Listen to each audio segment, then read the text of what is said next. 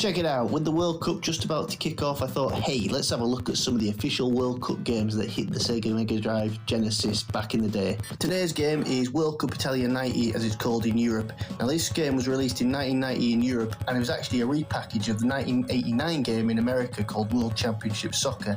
The 1989 America version did not hold the FIFA license. Now, this game is very fondly remembered by lots of people who had it back in the day, so I've got to tread a bit lightly with it. So a lot of the teams are present in this game from the actual tournament, but quite a few are still missing, as the game was actually released before all qualifications for the tournament had finished, missing out teams like Cameroon, Colombia, Czechoslovakia and Republic Ireland, to name a few.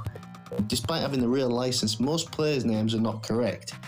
When you go into the game, the graphics are pretty primitive, with this sort of blobby looking heads bobbing around, as well as generic pictures when goals are scored.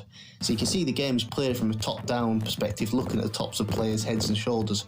However, when the ball goes out of play, it sort of switches to a close-up perspective of players. The sound's pretty rubbish really, with piercing whistle and bumping football sound, but there's some upbeat music and some weird voice sounds as well. Now, the gameplay, I suppose, is where it matters. The gameplay now is pretty difficult and clunky compared to more modern games, and I just find it a bit tedious. I'm sort of blasting the ball around. There's no fouls, substitutions or strategy for that matter in this game either. It's basically just blasting the ball around and try to dribble past players. The reason this is most fondly recognised is probably because everyone got it bundled with Mega Games 1 in Europe and Triple Score 3 games in 1 in the United States.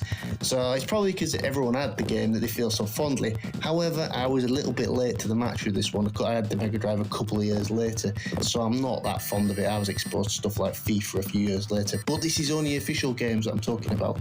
What do you think? Did you love this game? Should I play it more to give it a chance, or should I red card it and send it back to the shelf to collect some dust?